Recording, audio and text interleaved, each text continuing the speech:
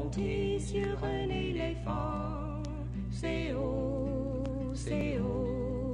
monter sur un éléphant, c'est haut, c'est effrayant. Yes, well, we are big believers in music for the pleasure of music. Not music to teach you math or to teach you how to behave, or, I mean, yes, children are learning from the messages of the songs all the time, but the way we choose a song is not by the message. We choose it by the music, by the song, the value, the quality of the song. Do we like to sing it? Is it fun? That's what it's about, and that's what I think it's those values that build in children the potential for music to be rich in their lives forever. Mm-hmm. Well, I understand the National Institute for the Blind are really upset with you because your Skinnamarink song has people doing the I heart you instead of their version of sign language of I love you. Oh, like this. Yes, I suppose it would be an I. I'm not sure what love would be. This. Yes. We actually, I love you. We actually learned sign language Skinnamarink at one point and did it on one of the Canadian Sesame Street shows. That was a long time ago. And I think signing is great. Well, and during your talk for the Unique Lives, Unique Experiences, there is a woman signing. Yeah. So I found it interesting when you did that song at the end, which yes. is... What did she do? Well, she did the signing, of course. Yes, but did she do I love you like that, or did she do like I do, I love you? I think she did the I. Yeah. Yes, because she was supposed to be a professional signer. Yeah. I think people who do signing, I think that it's almost like dance. It's quite lovely, I think. And we have over the years had signers in some of our shows over time, and it's a lovely thing to do. Even on your first album, Songs for Children and Other People, there's an elephant song. Yes. And it's in French, so Bram and I sing that song still. Monter sur un éléphant, c'est haut, climbing up on an elephant, it's high. C'est haut, c'est effrayant, it's high, it's scary. Bram and I still do that. He must have sung, I mean, I learned that song when I recorded it with Michelle. And Bram knows it from I don't know where or when, because he brought it in for us to sing. He may have bought your album. Pardon me? Yeah, maybe he bought my album, right. I don't think so. Bram actually was a classroom teacher for a while, and he was an itinerant music teacher for the North York Board of Education. And one time my daughter was in grade school, and she came home one day and she said, I met someone, I think you know him, he came to sing with us. And he had come to sing in her school as a kind of enrichment program. So it was kind of sweet. And this was also Sharon, Lois, and Bram, absolutely. How did Lois squeeze in there? Well, Lois's history is interesting. She has a classical background, a classical music education, and her son was going to a co-op nursery school here in Toronto. She's from Chicago originally, so he was going to this co-op nursery, and the woman who ran the nursery said to Lois, "Would you come and do some music for us, for the kids?" And Lois said, "Well, I only know Bach and Beethoven." And she said, "Well, whatever you do is better than what we have, which is nothing." So Lois started to develop, she started to work on repertoire appropriate for that situation, and she developed a significant children's repertoire. Then she started to do other things, and one of the things she did was sing in an alternative school at the time called Magoo. I think it was called Magoo.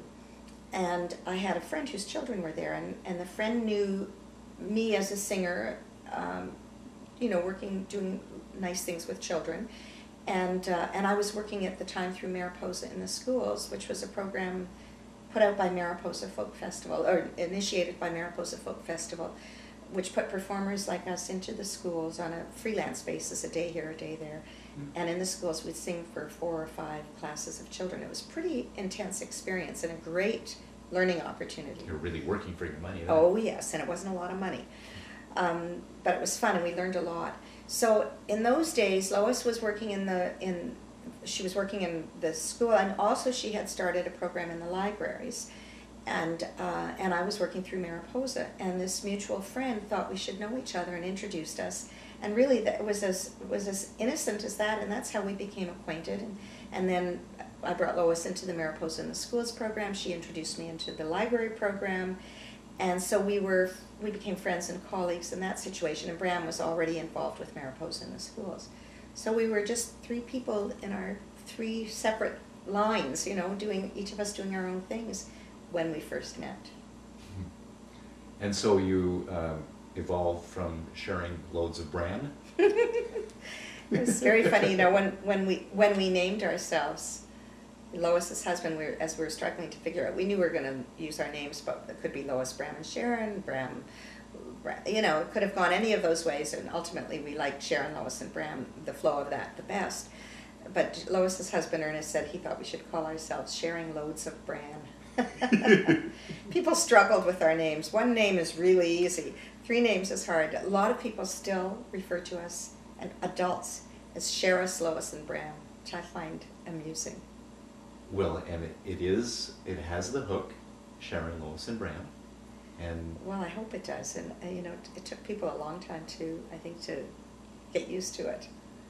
Well, they've been hanging on to you for yes, more than 30 years. For a long time, that's true. We started in 1978. It's interesting. In 1978, Michelle Landsberg, who's a wonderful, important journalist, who has written, she's addressed much of her career to issues related to children and women. And she's a very, very important journalist. And she started she became a columnist. She had been a features writer prior, but she started as a columnist in 1978. I didn't know that, I just learned that recently.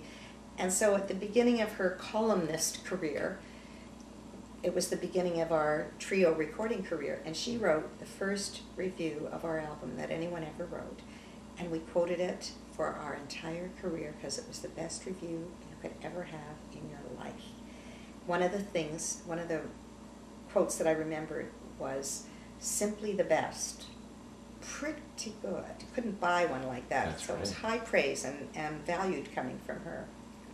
Well, and it must be that high praise that you've continued to get, because you have had success with 2 television shows.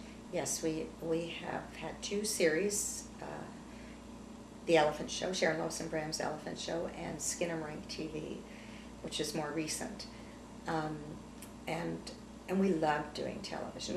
We did a number of specials as well, and the last thing we did was called 25 Years of Skinnamarink, which was a kind of a look back and included interviews with a variety of people and performance from us, and a little bit of Skinnamarink from my, at the time, 3-year-old grandson, which was the biggest thrill for me.